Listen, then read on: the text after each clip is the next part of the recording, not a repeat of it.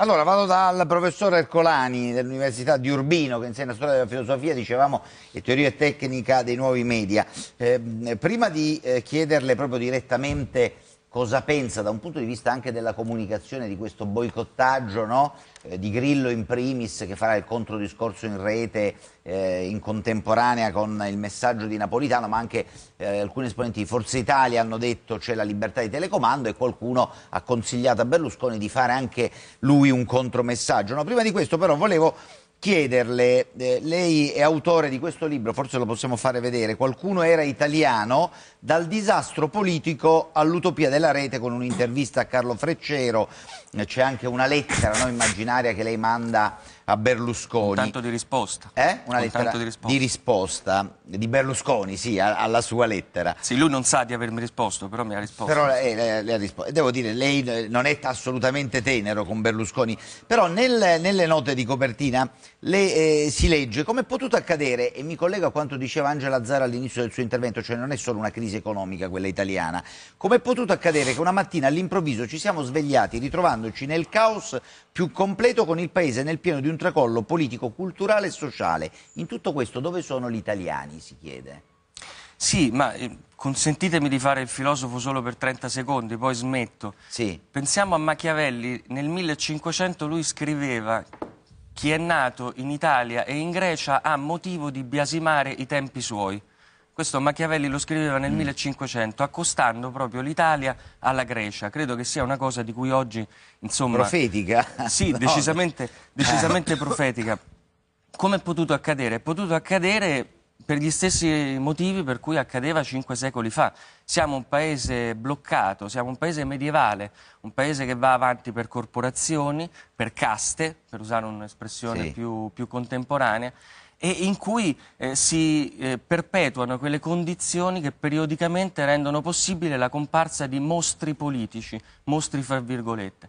Berlusconi ultimamente è stato solo il più eclatante di questi mostri politici, ma oggi ne abbiamo altri, lo Cioè, stesso Beppe Grillo. Beppe Grillo è un altro mostro politico. Beppe Grillo, ma sì, io un po' di tempo fa facevo lezione e guardavo i miei studenti che mi chiedevano proprio di Grillo, e io gli dicevo: ragazzi, non vi preoccupate, era il mio idolo quando ero ragazzo, Beppe Grillo. Sì. A voi vi salverà Checco Zalone, fra 20 anni verrà Checco Zalone o un altro comico e vi salverà. Siamo questo paese qui, siamo ridotti in questo modo, dobbiamo dirlo.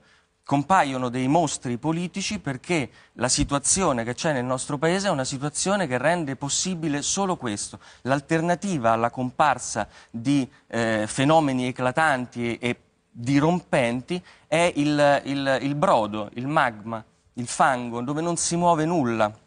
Il nostro paese, diciamo così, ondeggia fra figure costantemente temporeggiatrici o traccheggiatrici, come potrebbe essere adesso il presidente Letta, che quindi promettono svolte. Il 2014 sarà nuovamente l'anno della svolta, Sì. ce lo stanno dicendo da anni, ma si vede che io, da buon romano, a forza di fare svolte, lo sappiamo noi che viviamo il traffico, rimaniamo sempre nello stesso punto, e gli italiani hanno questa idea: gli viene promessa la svolta dietro l'angolo ogni momento, ma questa svolta non c'è mai. Poi all'improvviso, a forza di fare svolte che in realtà sono virtuali ma non reali, compare il mostro. Compare il Berlusconi, compare il Beppe Grillo, fenomeni più o meno populistici, più o meno demagogici, che non hanno soluzioni pronte. Le soluzioni sono altre. Io nel libro provo a elencare una serie di misure che andrebbero prese qui e ora. Per esempio?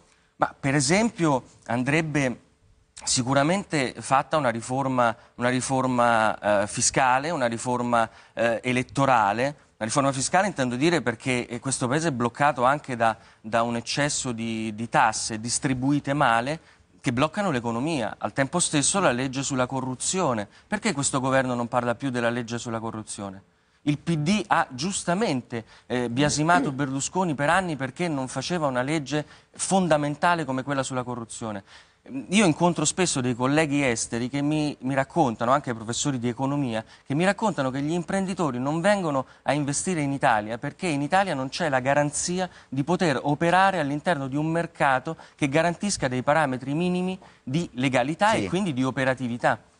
Ma sarebbero altre. No, una cosa che però lei non mi ha detto, lei ha nominato Berlusconi, ha nominato Grillo come questi mostri, diciamo, politici. Sì. E di Renzi cosa pensa?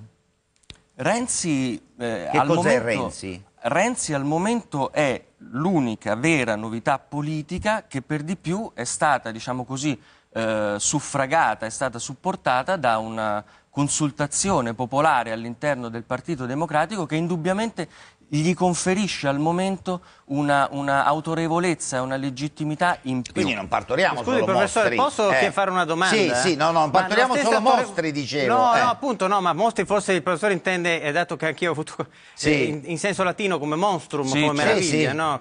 Credo che sia questo, perché sennò sarebbe querela. Certo. No, allora, quello che chiedevo io è, ma lo stesso tipo di suffragio, come dire, di voto, di popolo, non l'ha avuto Grillo 6 mesi fa?